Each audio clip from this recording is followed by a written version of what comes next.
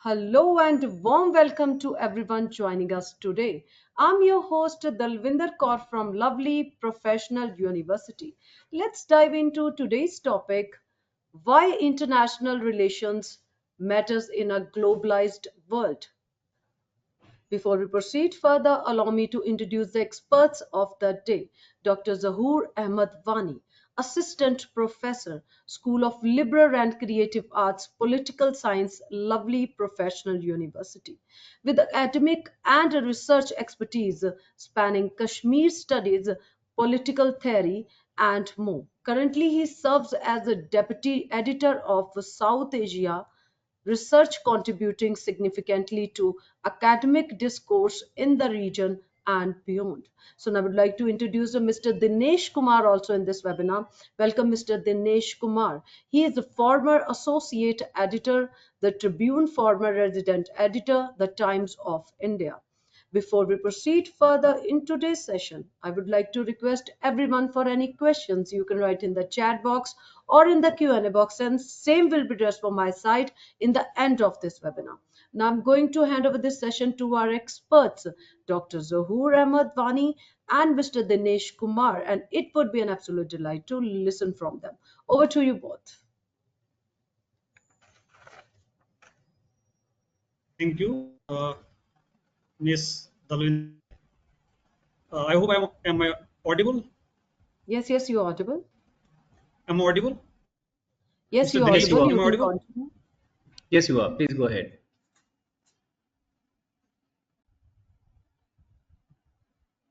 Dinesh,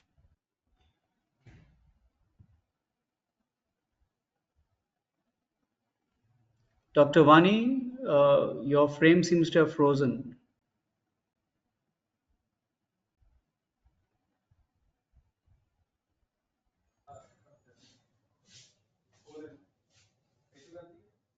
Maybe there is some technical glitch. Okay, let me talk to Mr. Dr.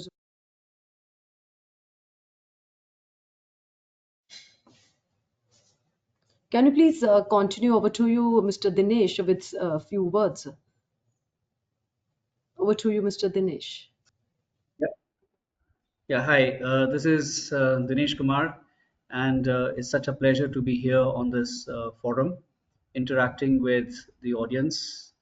And I wanted to say a few words about international relations, which is a very interesting subject. In fact, any person who takes an interest in this subject or who has an understanding of the subject would largely be aware of what's happening in the world, and not just in terms of current affairs, but also in terms of you know multiple factors, especially history and certainly geography.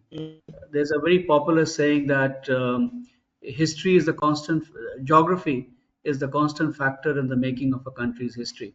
Anyway, we are joined here with Dr. Vani. There was an earlier, I think there was a technical issue. So over to Dr. Vani. Would you like to say a few words first, and then we could get started?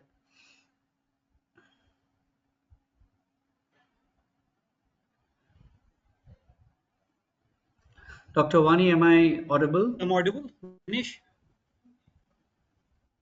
No, I'm not able to hear you, sir. Your voice is not. You need to switch on your mic. Mr. Dinesh,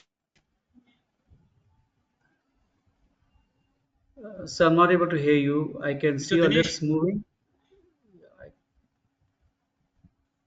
चल नहीं रहा यार. No?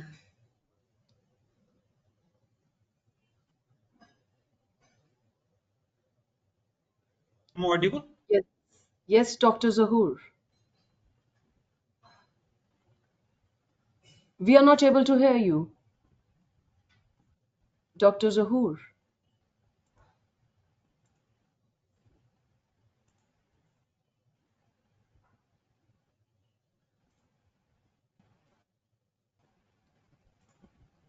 Am I audible? Yes, you're audible. Mr. Dinesh, Yes. Dr. Vani, we can hear you in very brief snatches, just one or two words at a time. Are you able to hear us? Okay, okay. Yeah, yeah, yeah. Am I audible now? Yes, you seem to be, yes. Okay, okay. Let us start. Let us start. Okay, Mr. Dinesh. As for the title of uh, this webinar is concerned. So, if we see international relation, it is basically a subfield of political science, and political science is master sciences for the subjects are concerned. So, if you have to explain or if you have to define international relations is, and how do you see international relations uh, from its beginning as an academic discipline till now? So, could you please explain your views on this particular question? What is the point of international relations, basically? Sure. Well, as you rightly said, international relations very broadly comes under the subject of political science, and political science itself is huge. It's no longer a very narrow definition as it used to be about 3 to 4 decades ago. It's a very vast subject.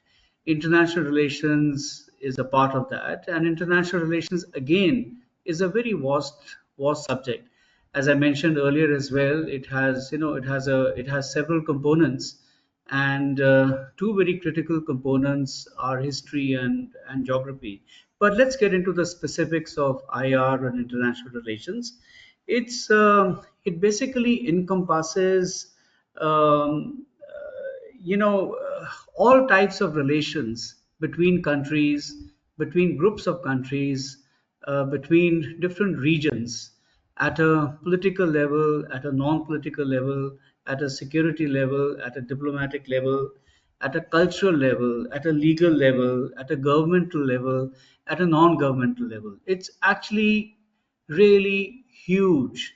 And if one has to understand it, then it would require any student or any earnest, what should I say, yeah, as a student to actually be very well aware of what's happening around the world. But it's not just in terms of current affairs. It's also very important and critical to have a historical understanding of what has been happening in the world. It's a fascinating subject for anyone who's interested, and in many ways it actually has bits of every subject in it.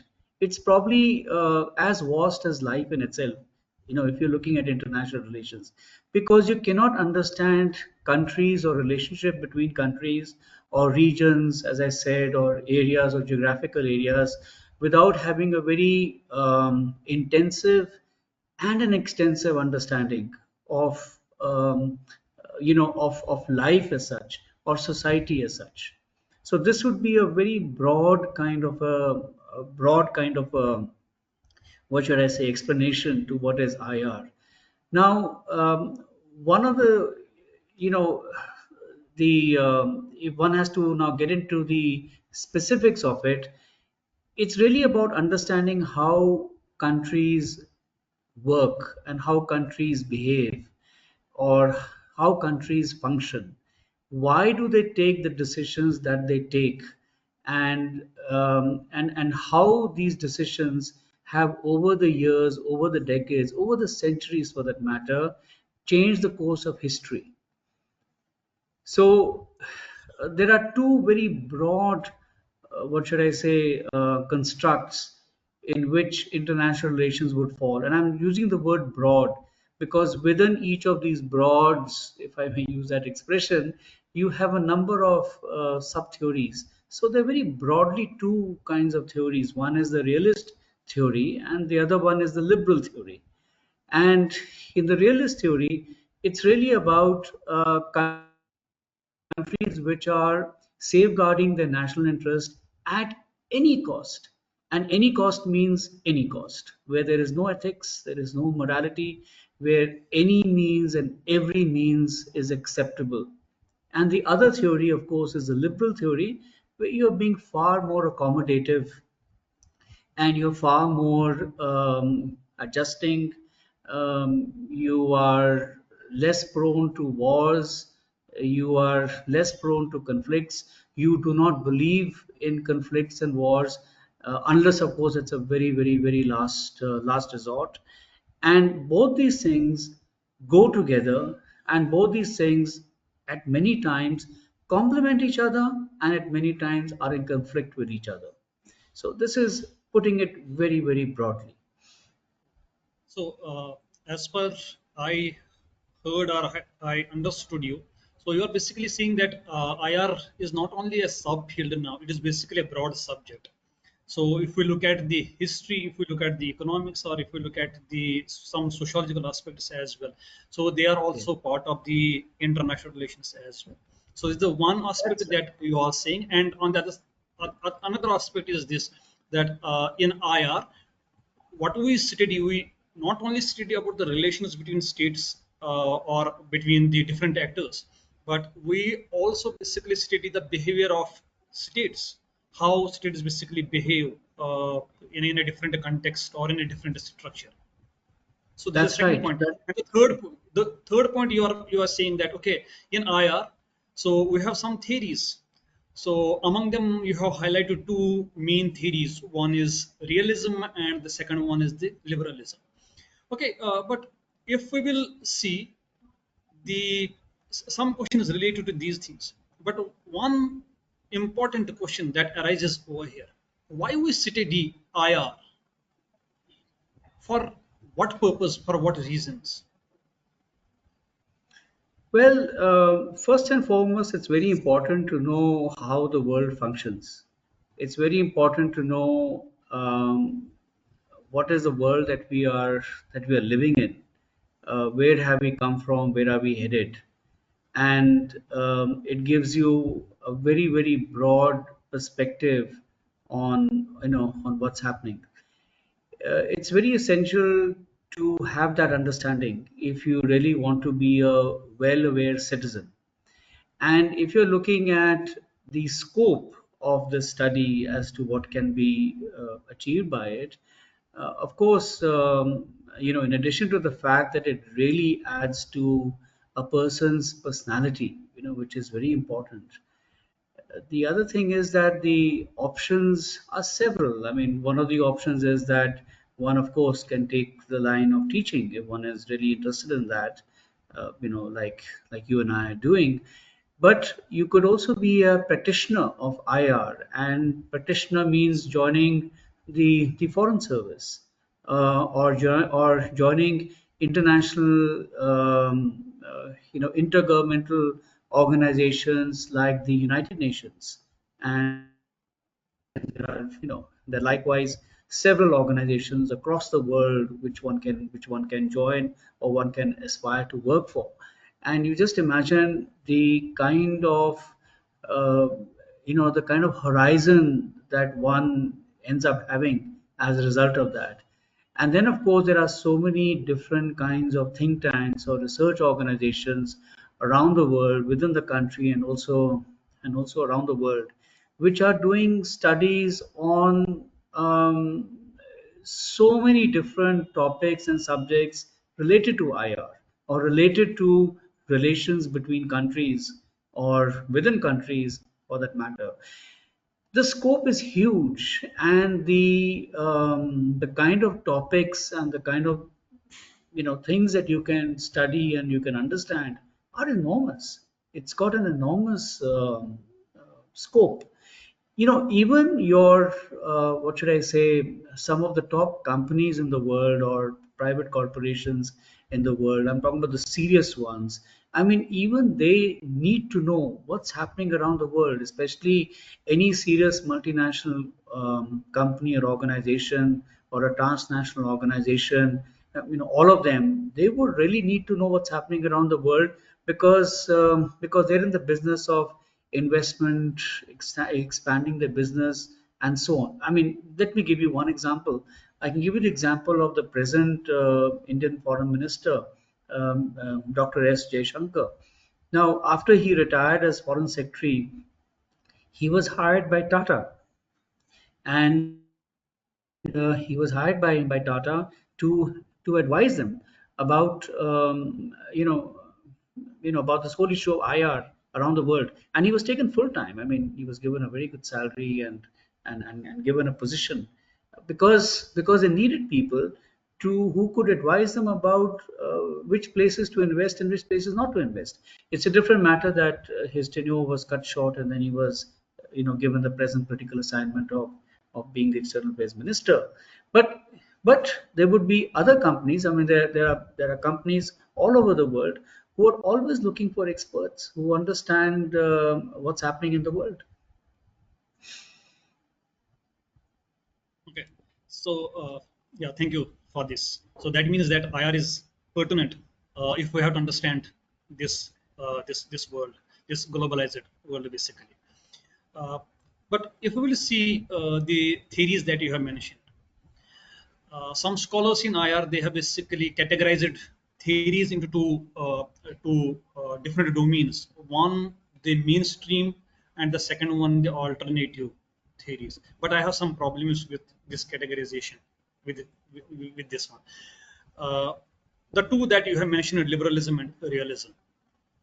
How could these two particular theories, okay, they would help us to understand the functioning of this world or the relations between the countries or simply the diplomatic engagements between or among the countries? How do you see it? So, this is specifically for students, I would say this because we've all been students. And we all have been through a phase when we probably found theories to be very boring and to be very dry subjects and something which you kind of run away from. I also felt like that until I came across a line, and that changed my entire perspective towards theories. The line was that in the absence of a theory, the facts are silent. It is only when you have a perspective of facts, or are able to put facts into perspective, into a context, that you're able to understand them. Otherwise, in isolation, any fact is, could just be an anecdote, could just be a story which kind of entertains us or even informs us, educates us. But it's a very limited kind of a information or education that we get unless we have an understanding of the theory. So, first of all, theories become very essential to understand. I also want to narrate another anecdote before I address your question, sir, which is that there used to be a very famous professor at JNU, a very well-known, famous, an extremely well-read professor who I had the honor of interacting with, in the past, a couple of decades ago. His name was Professor Martin Zuberi. And Professor Martin Zuberi used to say this, he would say these few lines, which were very interesting. And he would say that a practitioner of diplomacy is the one who gets a secret telegram and which has a very startling revelation. And of course, it's very empowering and it's very exciting when you get something like that.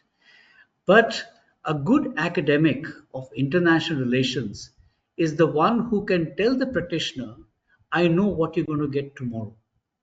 So that is the kind of understanding that a good, what should I say, a theorist or a person understanding or teaching IR would have.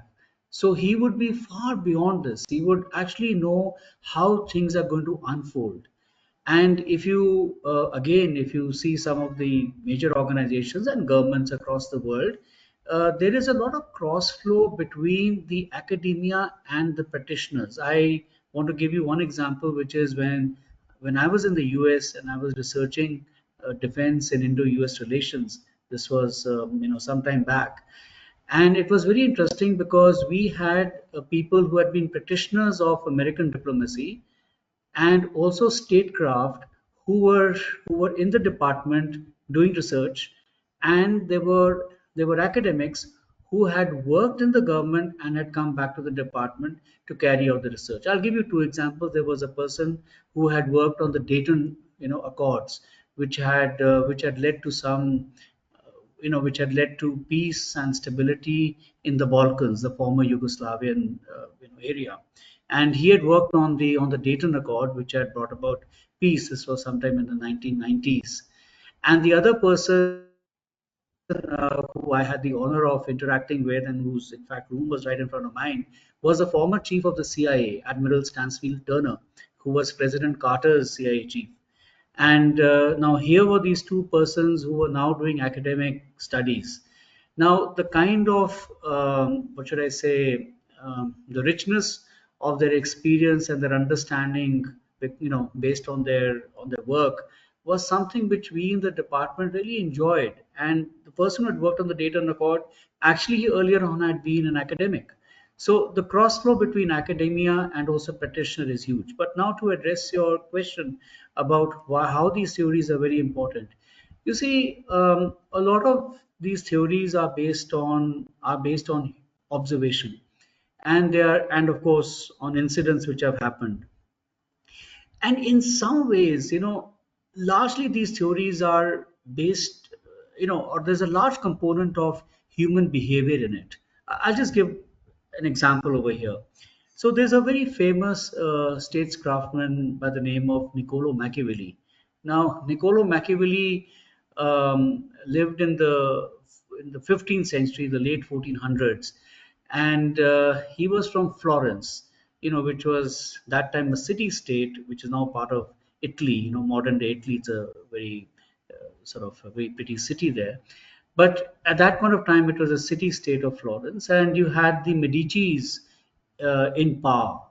And Niccolo Machiavelli was this, he was a brilliant mind. So he wrote an essay, and he went up to the king at that time and told him that, look, people bring all kinds of gifts to you in the form of land and money and wealth and etc etc. I don't have any of that, but I have this essay which I've written, and it is about how to rule. It's about statecraft. And of course, it's a very famous book now. It's called The Prince. It's been translated from Latin into English, and of course multiple languages since then. So if you read that book, it is a book which basically teaches you the statecraft which is based on realism. And realism is about how kings or rulers, modern day rulers, whether they're in the form of democratic rulers, through democracy or through autocracy, or whatever means of governance that you have in a particular country, is about how you rule keeping in mind your self-interest. In many ways, this is also individual behavior. I mean, all of us kind of learn, or we are taught, or we just is part of our survival instinct to know how to guard your self-interest. And countries in some way are not very different from these basics. So it's about how does a country safeguard its self-interest. So this is based on realism. Now it goes extreme because you have these ultra realists who will say to hell with ethics, will say to hell with morality. Any means necessary are fine to pursue it, and that doesn't help. But it helps us as academics because we know that this is why it's being done. So knowing the why is becomes very important, that this is the reason why you would find countries or leaders behaving in a particular way. So theories help you to understand this element of a behavior. And if I may just narrate another anecdote, and this goes back to 460 to 400 BC. Now this is 2,500 years ago, when you had the Peloponnesian War, which was fought between the Athenians and the Spartans in what is now known as modern day Greece. And this was a war which went on about 60 years or so. And there's a very interesting account of that war which has been written by Thucydides, and it's a classic. It's really worth reading. And within that book, there's a very interesting anecdote, or there's a dialogue which takes place, and Athenians go up to an island called Melian, and there is this famous Melonese dialogue that takes place, and that is a dialogue which is again based on realism. Now, this is looking at the world in a certain way as to this is one dimension of what has happened in the world. But then you also have people and countries and societies and thinkers who talk in terms of accommodation, who talk in terms of adjustment. And if you did not have that, the world would be a far more conflict ridden place than it is now. It is because you have this other balancing factor of saying, well, let's find a middle ground. Let's try to work things out.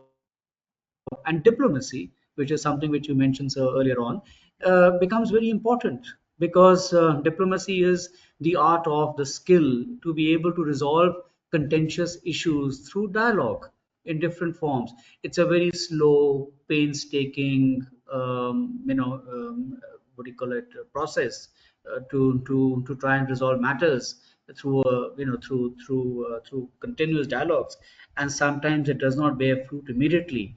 But at the end of every war and every conflict, there is a necessity to have a discussion, to sit down and talk. Otherwise, you can't resolve matters. So both these things become important. Conflict also has its place in society. Not a very pleasant thing. I'm not advocating it at all. I'm only trying to put across that these things happen. War has its place, conflict has its place, and then diplomacy has a very important place. And of course, trying to resolve things through dialogue.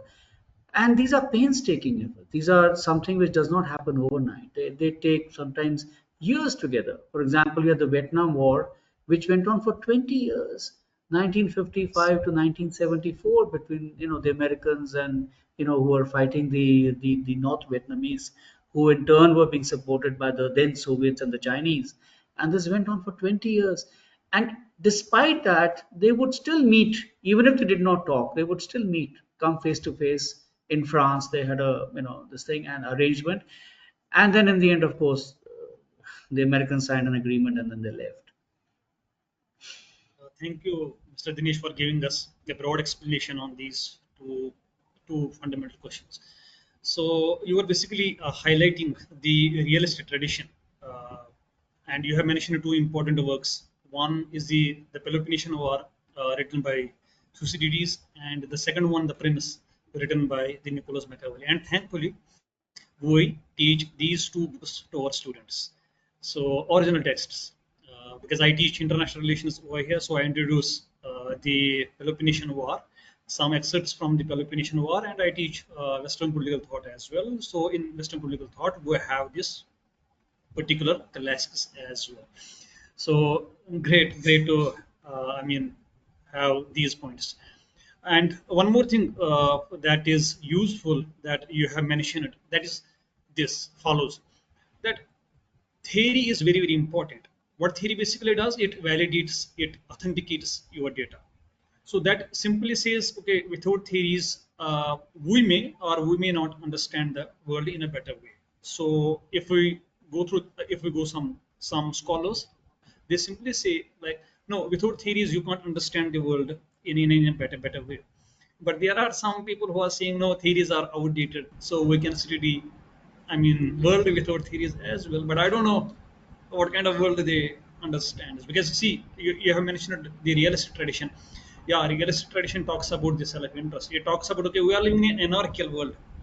So in this anarchical world, and we have to be, very cautious. We have to be very careful about our neighbors, about the world, because no one is your friend in this world. Everyone is, see, everyone is enemy, like Nicholas Machiavelli has mentioned it in the Prince.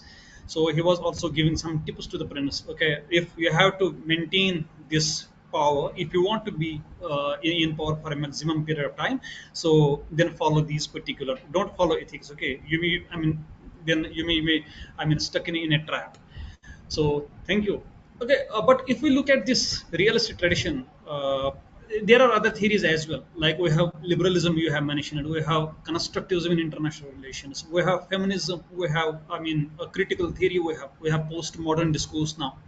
So we have many theories now. So when we look the world, when we try to understand the world, so now it becomes very difficult which theory should I choose in order to see the world, in order to see how it functions. So it becomes sometimes it becomes difficult for students. Okay, when I go to in classes and we say, okay, see, this is the realistic tradition, this is the liberal tradition, this is the critical tradition, but students sometimes, I mean, when we see their faces, okay, grim faces. So I mean, when we ask them, okay, why you are, I mean, acting like this? So, whether we should go with the realistic tradition, whether we should go with the liberal tradition, I mean, even sometimes we don't have answers as well to this question. So if you get these kind of questions, okay, in order to understand the world, which theory or which perspective, which method should I adopt in order to do it? So, can you please help us to try to solve this particular puzzle? So you have raised a very pertinent point, and it brought a smile to my face because it's a kind of a dilemma that I think all of us as students have also been through, and maybe even now we've been through it.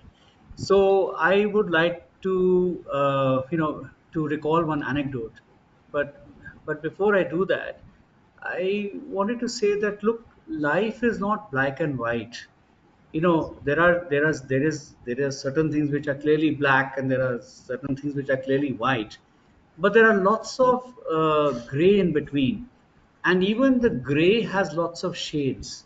So there are, lighter shades and darker shades and so on and so forth. The point I'm making over here is that the human mind is very complex, and human behavior, human nature is something which people have spent lifetimes trying to understand. and Understand. and it's not just academics, but there are spiritual people who have written books on it, and there are different religious thoughts which have evolved and have verged on it, because the human mind is like that, human behavior is like that.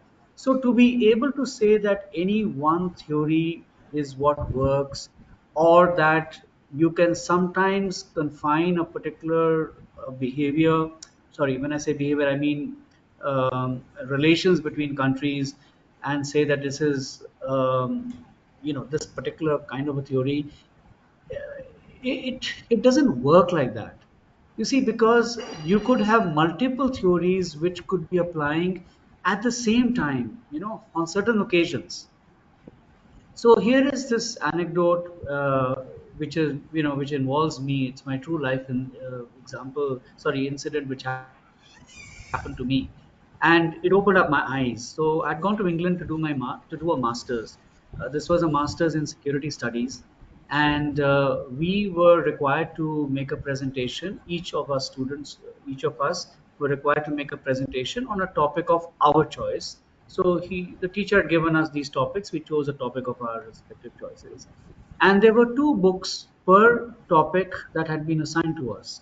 So when it came to my turn to present, I went and read one book. It made absolute sense to me. And then I thought I must read the second book as well. I read the second book, which made absolute sense, except that it was diametrically opposite in argument, but making perfect sense. Now, here I was confused because there were these two sets of arguments, diametrically opposite, but making perfect sense. So I went to my teacher and I said, "Sir, I have a problem." And he says, "What?" And I said, "Well, I have these two books, and these are the two books you have assigned, and they're saying the opposite things, and yet they're both making sense." And he laughed, and he just said four words. He says, "Go and read more." So then I went to the library and I picked up seven, eight more books on the same topic. And the topic was to do with national style. Countries have national styles. There's a certain way by which Japan does things, or China does things, or India does things, or Angola would do things, or South Africa would do things, and so on. There's a whole subject within IR called national style. So that is a topic which I had picked up. So I went and I picked up these seven, eight books and sat in the library for about 2, 3 hours, browsing through the books and trying to get a hang of what are the central arguments that are being made through it. And then I realized that there is no one way of looking at any particular thing. There are multiple ways of looking at something, and even that multiple way can change. So, and each of those books made sense. Each of those books had things which were, which made sense, as I said, and there were some things which would not apply or would apply only in certain kinds of situations. Then I began to understand that life is not linear, or human behavior or human activity, sorry, is not linear. There are multiple aspects to it. So, for any serious student, or any student, or even for us as human beings, as rational human beings, it is so important for us to expose ourselves to various kinds of thoughts and to understand, and that is the only way you will actually begin to understand how things work. Initially, when you read one book, it's the easiest thing to do. You read one book, you mug it up, and fine, perfect, wonderful, it's easy. You start reading a second book and you start getting a little you start asking questions and get a little confused. You read 4, 5, 7, 8 books and there's fog, because now you're saying it's not making sense, ye bhi theek hai, wo bhi theek hai, everything is making sense, and yet it's not making sense. What is the real thing? So that is the time when you have to keep reading through it to get out of that fog and to develop a larger understanding of things. So the more you read and the more you understand, the more you will get a perspective of things. If you I remember meeting Dr. Abdul Kalam during my days as a defense correspondent for the Times of India, long time back. This is when he was a secretary of the Defense Research Development Organization and later scientific advisor to the Prime Minister. He would sometimes explain things to us. We were journalists, we would sometimes meet him and we would ask him, questions, and then he would take out a pen and paper and he would explain things to us. He made it look so simple, and we thought, what do you call it, defense R&D is very easy. He made it look like that. Of course it's not easy. I mean, it's all science, it's physics, it's all kinds of things to it, but his understanding was so tremendous. Now he only had that kind of understanding and made things look easy because he knew so much. So, for any student who wants to study IR, then he or she would have to be prepared and immerse yourself into reading and understanding something. Then you're on tops. I always say that knowledge is the most empowering and the most entertaining thing at the same time. There is nothing more entertaining and nothing more empowering than knowledge. But then you have to be, at it with single-minded devotion. So I would not suggest at all to take that easy way out.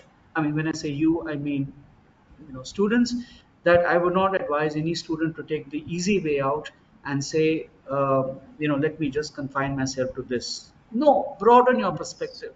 This is one organ of our body, the human brain, Exactly. which only improves with use. Every other organ in the body starts to deteriorate with use, except for the human brain. Use it more. Exactly. So basically, you're subscribing this idea that we should keep our mind open and we should read all the theories, and then it will basically help us to understand this particular complex human being as well as the complex world. Uh, okay, when I say this complex world, so I got something in my mind related to the globalization. If we see the title of our topic, it is also a globalized world. IR in a globalized world. So when we look at the discourses on globalization or globalized world, so we have some scholars who are saying this is a colonial project. Okay, some are saying, okay, this is absolute now. I mean, we are living beyond the globalization era, but there are still some who are saying no, we are still living in a globalized world.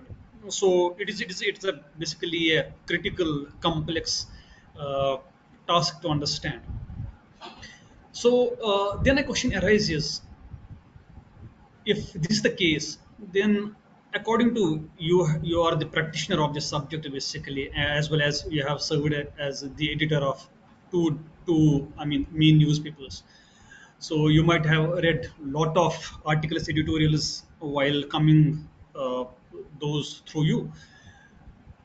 But if I take a suggestion on one of the fundamental, one of the critical questions, that is, how do states work together or come together in order to resolve or in order to solve some critical issues in the world, like we have climate change, okay, or like we have the terrorism, like we have poverty. So, how, according to you, do states should must come together in order to solve them?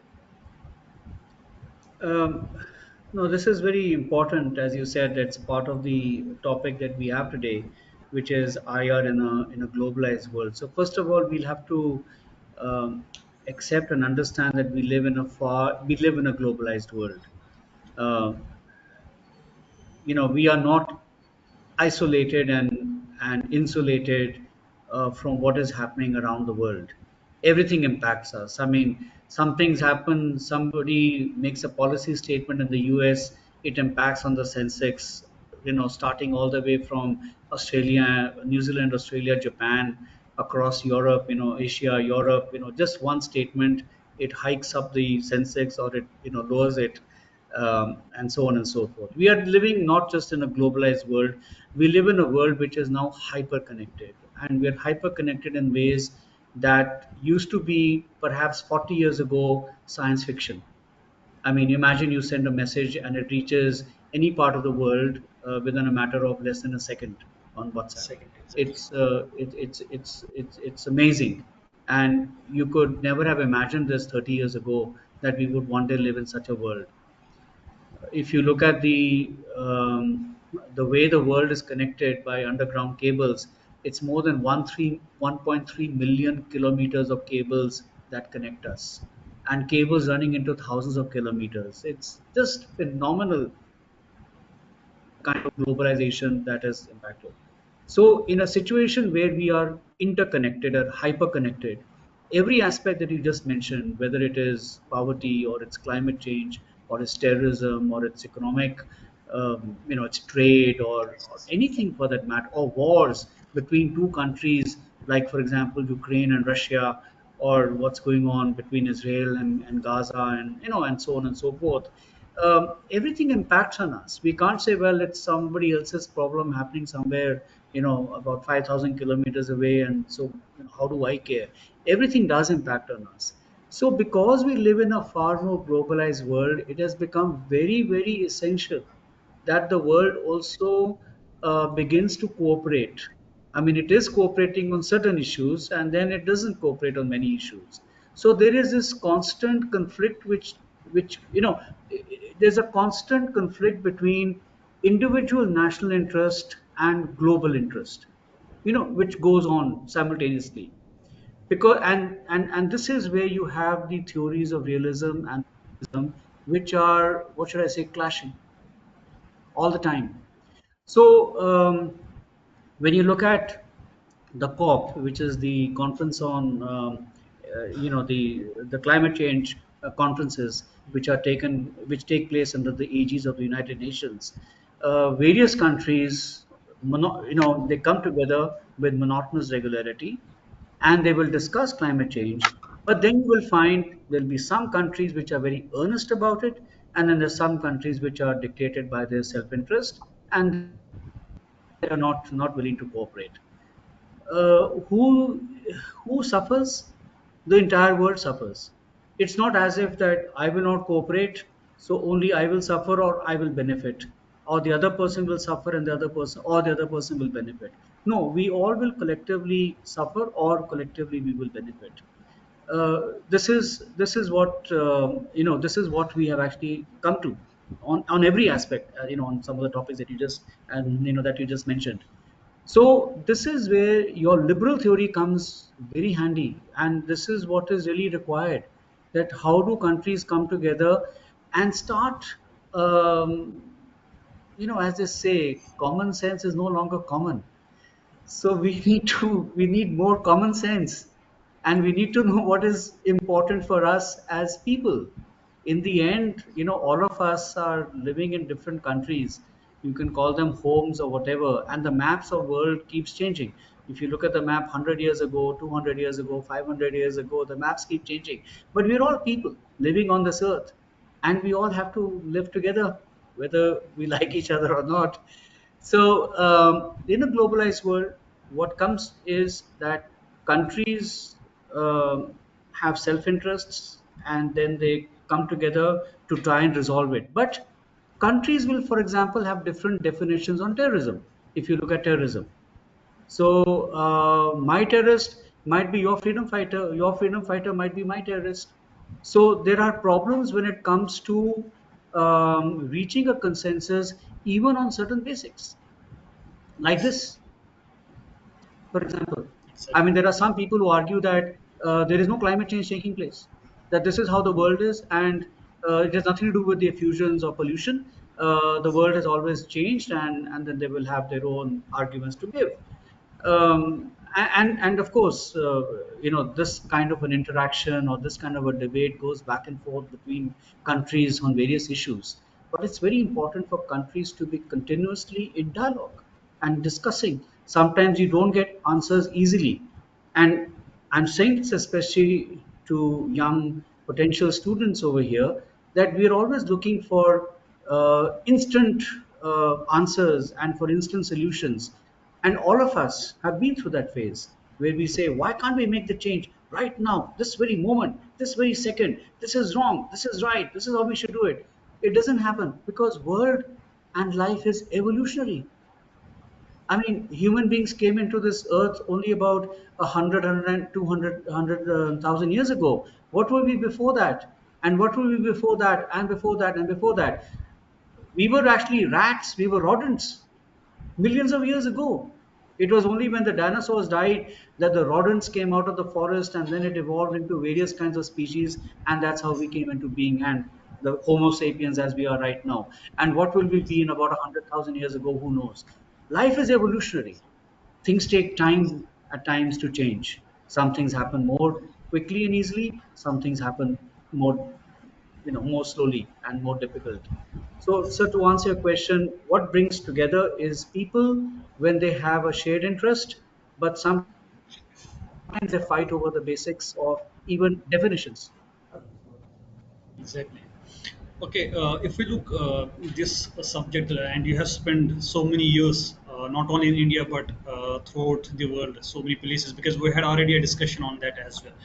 So, if we see the job prospects for political science, okay, when we go to the classes and we, I mean, share this particular information to students, see this subject, if it is an old subject, political science is an old subject, but still there are thousands of jobs available in the market. Uh, So now you have an experience. So could you please help us? I mean, to my students or to my audience, that what kind of jobs that we can get, or because as you have mentioned that humans are self-interested, we first we whenever we do any work, we first look the benefit. We evaluate the benefit of that. Okay, if I am going to spend 5 years in PG or 3 years in UG, so ultimately, what benefit I should get at the end? What kind of job basically I should get at the end? So can you please help us? That I mean, you have seen the world. I haven't seen any world. I have seen only some parts of India, and help us, please. Yes, certainly. One, of course, one can look at pursuing a career in teaching, and teaching itself is very rewarding. This is one. You can join a university and become a professor in due course. And as a professor or as a teacher as a teacher, you are constantly interacting with a lot of people, and you write papers. You get to travel around the world presenting papers. You can come up with theories, and you can come up with your own observations and make a contribution towards the literature on international relations, which of course is vast and constantly keeps changing. That is one. The other is that you could join a think tank, and there are so many of them, research institutes, not only in India but also around the world, and they are researching on so many different facets. And I can say that because I myself have gone on a few such fellowships and done research. The scope is phenomenal. The amount of research that people are doing on different issues. So you can join one of these organizations, and there's so many of them around the world that one can join and make research, which of course involves a lot of reading, which involves coming up with observations, writing papers, preparing papers, writing books, participating in conferences. national, international, and so on. The third, and the one which is my favorite, of course, is joining the foreign service. Services. If it's an Indian student, the Indian foreign service, and if you're a foreign student, then the foreign service of your respective country. And you are basically representing your country at international forums in other countries to pursue your country's interests. And it's a it's a fascinating world altogether to be working as a career diplomat. It's a very exciting life. It's a very interesting life. That's the third. The fourth thing is that you could become a journalist if you're really interested, and you could travel around the world and you could be writing about various aspects of foreign policy or what's happening around the world. And there are a number of journalists who have done very well, and some of them have actually branched into different streams. There are some who actually branched into, and they become even politicians, or they become, they pursued areas of governance. So the scope for IR is tremendous. But I also want to say that one of the most fundamental benefits of IR is it really adds to your personality. When you have an understanding of the world and how the world works, it really adds to your personality. When you go for an interview, you could go for an interview for any kind of a job. Forget about IR related job. You go for any kind of a job, and you know what's happening around the world. It's very impressive, and there are not many people, unfortunately, who have that kind of an understanding. There are also lots and lots of private organizations at international levels or even at national levels who want people as advisors who can explain to them as to what's going on. I want to invest in Thailand or in the Philippines. Is it a good idea for me to go to the Philippines right now, or should I not go? Which part of the Philippines should I go? And things like that. I mean, I'm just giving Philippines as a random example, but so studying IR is something which would really enhance a person, Okay, thank you, especially his Mr. personality. Dinesh, for yeah, thank you so much for giving your uh, valuable inputs regarding this particular question. Okay, let us stop the conversation over here and let us see. Let us take some questions from the students. But it was really a wonderful conversation with you. Thank you so much, Mr. Dinesh Kumar and Dr. Zahur Ahmad Fani. Can we take some questions, Mr. Dinesh and Dr. Zahur? Sure, go ahead, Thanks for please. giving me a chance to address your questions. So now let's start with first question. Radhika is with us. Radhika is asking, in what ways does diplomacy impact economic cooperation and trade between countries in today's interconnected world? Mr. Dinesh, you have already taught this particular subject, diplomacy. So can you please go ahead?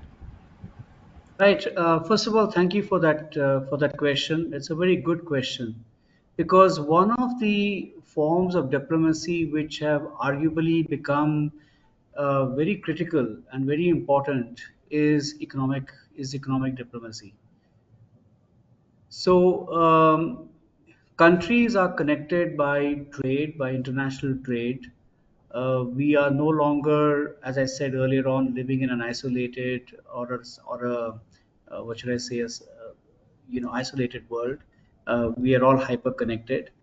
And just to give you an example, in the Indian Ministry of External Affairs, there is actually a post which has been created now. It's been about, it's been more than 2 decades now. And it's a post which has been created, which is an entire economic division. It's a whole set of people in the foreign service whose only job is to be looking at economic diplomacy. It has become very, very important. So when you have, what should I say, when you have these international agreements like the World Trade Organization, the WTO, or when you are negotiating trade related issues with other countries, for example, India and the United Kingdom have just recently concluded a free trade agreement. It came at the, it came at the end of about 3 or 4 years of negotiation. Now, there are currently negotiations which are going on between India and the United States, and they're hoping that by the by the end of this month or so, there would be an agreement, what is called a BTA, a bilateral trade agreement, in place. You have the European Union, which started off essentially as an economic cooperation, and which was very, very essential. Like, just to give you an example of economic diplomacy, you had World War II, fought between 1939 to 1945. 60 million people died in that war, just in that war, and now, you had countries like Germany and Italy and France and so on fighting, and they had a long history of fighting each other. How did peace come about?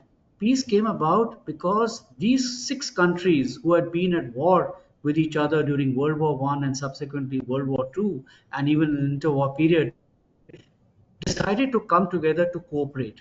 And what did they come together to cooperate on? On coal and steel. So the European Coal and Steel, Union was formed. That was in 1952 or something, if I'm not mistaken. And that became it has become the most successful economic grouping in the world, and a kind of a model for other regional groups to follow. The second one, which is another success story, is the ASEAN, the Association of Southeast Asian Nations. And these are a set of 10 countries in Southeast Asia. They started off as 6 countries and expanded to 10 eventually. And again, this was a region which had a lot of conflicts, a lot of territorial conflicts. If you look at the history of this area, and then these countries came together, formed an economic grouping, and now they're not just economic; they're economic, they're security, and there are all kinds of other things on which they're cooperating.